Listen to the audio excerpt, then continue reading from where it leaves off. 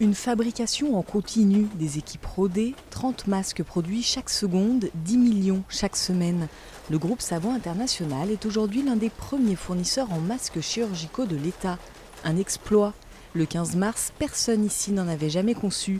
Il aura fallu 1 mois et 10 jours pour voir sortir le premier masque sur ces lignes.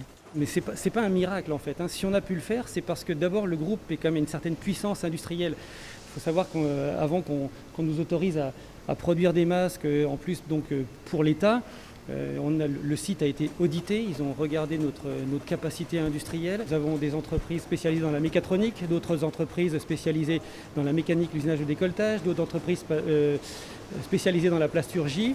Et nous avons une diversité à la fois de savoir-faire technologique et de compétences en interne qui nous ont permis de nous mobiliser très rapidement, de mobiliser ces technologies très rapidement. 10 millions d'euros ont été investis en équipement et 200 embauches réalisées depuis Accluse pour lancer cette production. Après les masques chirurgicaux, les masques FFP2, la ligne de production est prête, ne manque que l'homologation. D'autres produits suivront. Au début, c'était vraiment une réponse à la crise du Covid. Ensuite, forcément, à partir du moment où on produit dans une logique d'entreprise, il y a forcément une opportunité business, une opportunité de marché.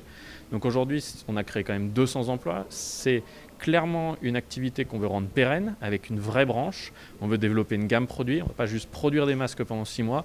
On va produire des masques chirurgicaux, des masques chirurgicaux à lanière, des masques FFP2, des masques FFP2 avec des valves, des masques FFP3 aussi. Et on va développer une vraie gamme de pays. Donc l'objectif, c'est vraiment de créer une filière au sein du groupe, une branche qui a une activité pérenne autour du masque et autour de la protection en général. Les masques, mais aussi et surtout la matière première. Savon International est l'une des 10 entreprises sélectionnées par l'État pour retrouver l'indépendance industrielle qui aura tant manqué au mois de mars. La ministre n'est pas venue les mains vides.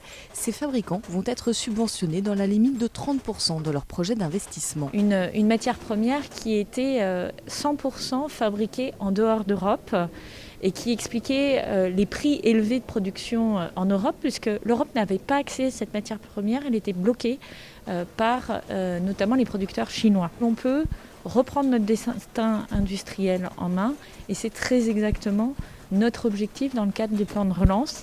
Savon International prévoit une 50aine d'embauches supplémentaires au cours des 2 prochains mois et l'ouverture d'un second site, toujours dans la vallée de l'Arve.